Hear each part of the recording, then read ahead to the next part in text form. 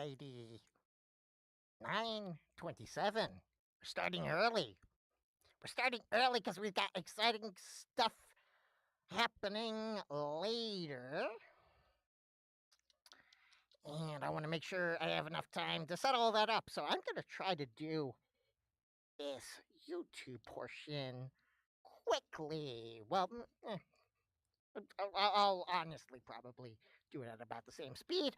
But let's see. Let's talk about last week's episode of Taskmaster. I know some of you have seen episode 10 already. Don't spoil it. I'm going to look at how many viewers I have. No, I'm not going to look at how many viewers I have. Let's just do it.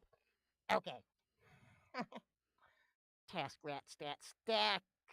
Let's talk about episode 9. And actually, before we do, no, I just need to say the title.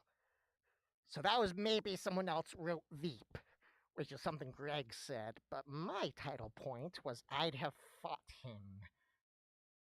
I like mine better. That's something Joanna said. Okay. So, first task, the prize task. The thing you would enjoy wenching up a well in a bucket. And I really did not like these options. What did Greg do? At least he scored it 5, 4, 3, 2, 1. But the whole thing is that you're winching. Did I say wenching? Winching up in a bucket in a well. And nobody really went for that angle except Joel.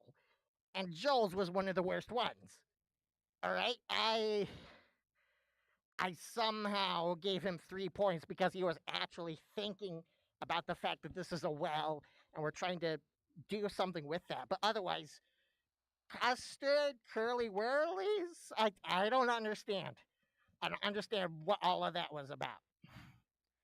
All right? I definitely don't understand why Custard got 5 points. Well, I kind of do. That was the non-Newtonian fluid kind of thing. I was like, okay, fine, it's sciencey. I guess I like it, but not from a well. Honestly, that's probably some sort of sewer goop, which maybe I should like it. It's just, I don't know, it didn't appeal to me at the time. Kumail's trophy, fine, I guess. Armando's paper mache, not puppet, but like a effigy of a water businessman was very inspired. That deserved 5 points, definitely. Greg and I didn't really disagree there, although maybe just a little bit. But Joanna's is the one where I don't know. I had to give someone 4 points, and it ended up being her. All right, there's Arkin there, former squirrel. Hello. All right. We have yet to find out versus Arkin and Nicodemus who won my viewer, my ongoing viewer points contest. All right, and they're both here. All right, and they both have little crowns that say number 1 right now. So yeah, we'll have to figure that out. All right, we'll find out in about 30 minutes which of them won. Okay. And Indy's here. Yeah, it is a party today. Nice. Oh. Oh, yeah. Wearing an Utter Chaos shirt that I got recently. That's a Midwest band with some furries. Okay. What was I saying? I don't think I really have anything new to say about the well task. I was repeating myself. So let's just move on. I liked the curly whirlies because of food. I had to give somebody 4 points. Yeah, I was really disappointed with them in that task. Next task, work out what powers the bulb. You can only enter the lab once. Okay, this was a good one. This was a good one. And by the way, I listened to the podcast last week, which was with Kumail on it. Great. And Ed Gamble really enjoyed riling him up a little bit. Well, a lot bit, actually, in the podcast, as Kumail was trying to defend his perfect system. We know Kumail's competitive, and I'll mention him a few more times. I'll mention some stuff from the podcast while we continue through the episode. But yeah, he was really devastated to get 3 points in this task when he had the perfect system of the off, on, or the off but warm. All right, that's going to be the three options. And yeah, that is the standard riddle that I don't think he knew at first. Otherwise, he would have come up with it immediately. But that is a standard riddle some people know, and it is impressive that I don't think he knew it, so he figured it out on his own. But that was not the task. I am not on Kumail's side here. I mean, I gave him the same number of points, but I do not want to defend his seemingly perfect system because this is a fastest wins task. There were so many other options, so many other things you could do, like go in there and find the cord and try to follow the cord, for instance, or go in there and try to move the bulb somewhere you could see it, or you could turn off the rest of the lights in the lab. There are so many other options that we did not get to see because no one thought of them. Honestly, that's one where my mind was racing with uh, other ideas for this, and I'm surprised that commenters have commented some of these, but nobody in the podcast seemed to think of that, and nobody on Taskmaster seemed to think of those. But it was a fun task, and we kind of saw Armando being kind of. We really saw him at his low end today. He didn't get the. He got disqualified. He said the wrong thing. He just didn't understand anything. And yet, one task later, he makes a very brilliant move. Let's find it. He gets a brilliant move that earns him 5 points. This is play tennis with Alex with the pink balls and blue balls at Hampton Court. Alrighty. So, yeah, Armando's was brilliant with that. There are so many loopholes in this task that nobody seemed to find except for him. And Joanna found one, which is moving the whole bucket, but she did it way too early. And Alex is really fit. Surprisingly fit. You never think anyone who's wearing a suit would be fit. Well, maybe you do, but usually not. And he was clearly trying really hard in this one to get points. So out of everyone but Armando, I think Kumail and who next? Yeah, that would be Kumail and Joanna. They still did pretty well, but everyone got negative scores in that one before the final points were revealed. So that was kind of crazy. And then we get to the flip flap forfeit task. Okay, I do have a lot to say about this one.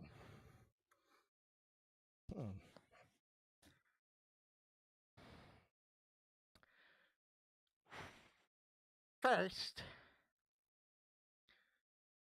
it's a two-part task, basically. Let me see. I can't read this chat. Can I? Nah, it's not getting bigger. That's all right.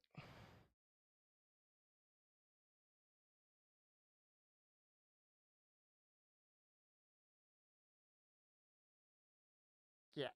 Okay. So reading the chat, yeah, Armando's tennis balls were so fun to watch.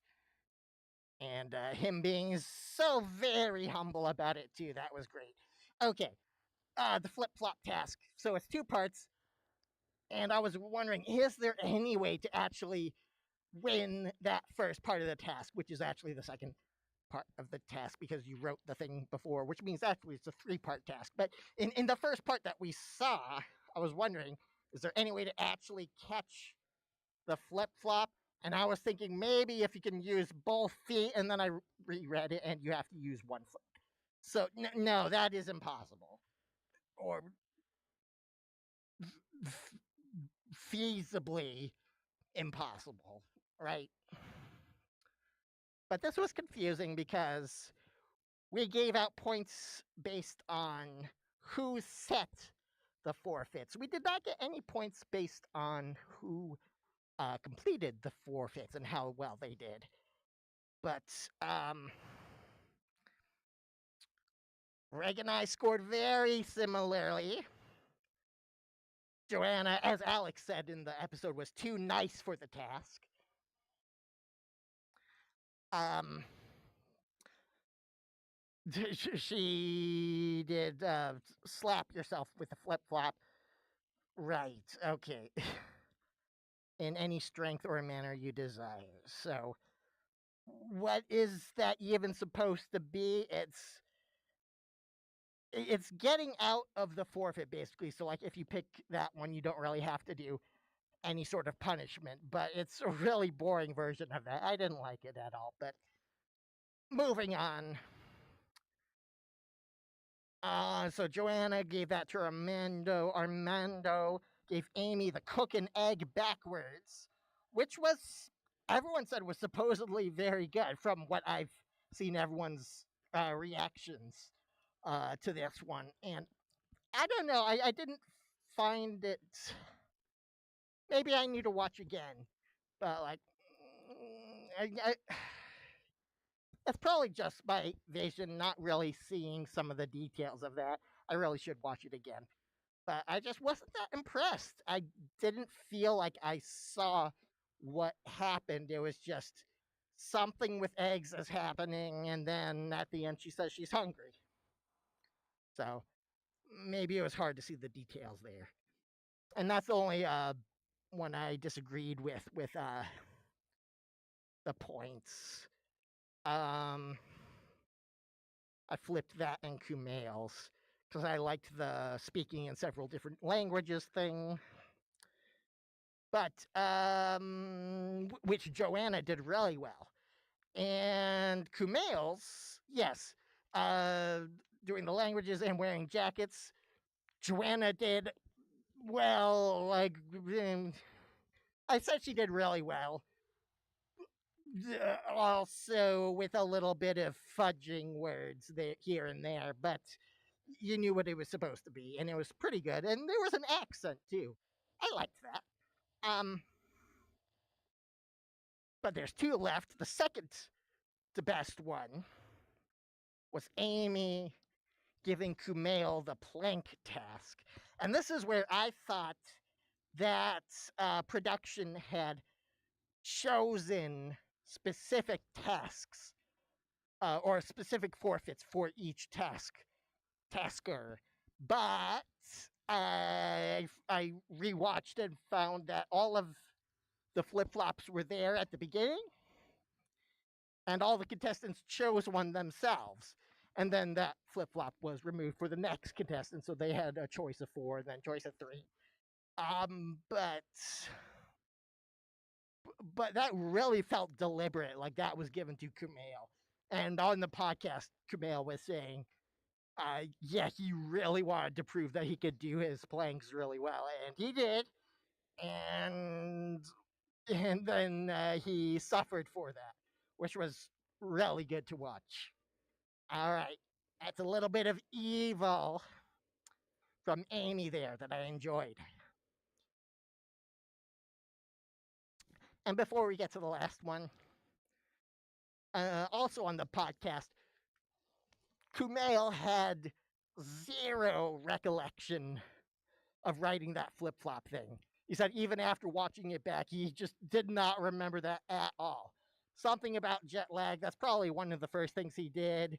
I don't know, but that was funny to me because he insisted that Alex had just made up the flip flop forfeit name like for that task instead of a month earlier, or well, it was a month for the other contestants. He probably did them really condensed in like a week. But anyway, okay.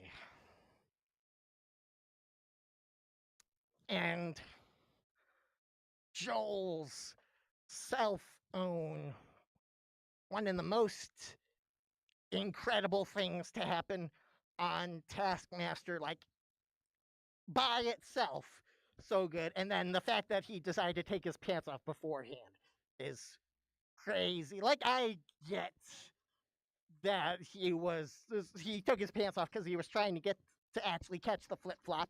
But I mean, that was impossible anyway, and then it just continued from there. Okay. Okay. Then we get to the live task. I don't really have any notes on this one, except that I liked that there were several rounds each time, so that like on the first round you didn't immediately lose someone. They still had a chance to get into the next series of rounds. I liked that. So we got a little bit more sock action that way. And the scores were that. That brings us to the episode scores and the obfuscation point. I only gave one for the for the title. All right. Episode scores are honestly really similar. Um, I looked back through the series, and episode 9 was the most similarly scored episode between me and Greg, the whole series. So there was 1, 2, 3, 4, 5, 6, 7, 8, 8 points of difference there. And overall, we uh, awarded the same number of points the whole time. Okay. But let's continue. Episode scores we saw. I made a mistake earlier. Again, earlier today, I was checking all of my obfuscation points to see, because I had a couple that I didn't actually write down who got what. Well, like I wrote down everyone's points, but I didn't write down the reasonings for them, so I listened back to a couple of the episodes to figure that out. And I neglected to write down one of Kumail's points. So he had 9 here, but in the video I say 10, and I had written down 10 on my chart thing. So actually, Kumail was already in the lead. He has 1 extra point in the lead than we thought. He is 5 ahead of Amy instead of 4, which that is definitely catchable. He is definitely catchable by Amy. In third place, Joanna is 10 points behind. That is probably too much. Although, this is going to be important for the UK scores, too. Although Joanna is on a different team than Amy and Kumail. And we have not had a team task since episode 7. There was one live team task, actually. But yeah, we have not had a filmed team task in 2 episodes, so there's definitely going to be one this time. And I'm betting it's going to be the very last one. All right, maybe it's a new hotel one or a or another drive-through one. That will be amazing. But let's look at Greg's scores. UK scores. This is also very close, really exciting. And I am simultaneously rooting for two different people. Kind of rooting for Joanna because that's who I have in my fantasy Taskmaster League. That's who I was going for, but I really want Kumail to win, and he'll probably win my series, but it's not a done deal yet. Kumail is only 4 points behind. Amy is only 6 points behind, and they are on different teams. Armando is 8 points behind, which is kind of a lot, and he's on the same team as Joanna. So that's one task where they're going to get the same number of points. So I think Armando is out of the question, especially with 3 people ahead of him, because he needs to do better than all 3 of them. Okay. But yeah, very exciting going into the final episode. Now, what do we talk about? We talk about Fantasy Taskmaster, like I said. Okay. I have hidden the numbers, actually. But episode 9, I did pretty well. So there were 3 episodes that I did not get any points for. Episode 5, I insist I did. I submitted. I insist I did that. And the Taskmaster site, fantasy site, website, app thing screwed up. I swear that happened.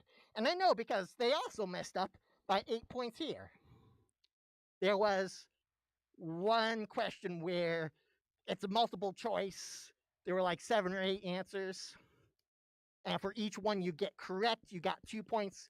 For each incorrect answer, you got minus 2 points. I got 4 correct and 1 wrong. And I didn't touch the other ones. Which means I should have gotten 6 points, and it gave me 4 for that one. It absolutely did that. So I know the app is ruined. It is fighting against me. But I did take a look real quick at the episode 10 scores and also the series scores. And these are both pretty high. I think just because there's a lot more, well, partly because there's a lot more questions in those, but also maybe I got some really important questions right, like who won the episode or who won the series. I'm worried that since I had Joanna winning since episode 3, I think that's 8 points. That might be where some of my points came from. I won't say how many exactly points I got, but at the end, I did pretty decently. I guess I can't really talk about this. Maybe I could do it after the episode. All right. Viewer point totals. All right. That's you, the viewers. And somebody, one of you 3 who are in the chat, is going to be speaking with me in the next episode. We tested it earlier, so actually, you know who it is. But it is, well, we have a tie here, but it's Nicodemus. Nico, you are going to be speaking with me and judging with me. Well, you're not going to do the judging, but you could be like it'll be like an advisor role. I think that'll work. So, in another 10 minutes or so, we will go over there. And Arkin, are you available next Thursday? Maybe if not Thursday, we'll find another spot. But yeah. And Indigo, since you caught up with everything, I gave you 4 points last episode. That didn't quite work, but you got close. And was there anything else? That was it. Okay. I've got a couple extra things to do before I start the stream this time. So it is 9:52 now. I'm expecting to start at like 10:05. Okay, so 13 minutes from now. All right. I'll see you soon. Squeaky then.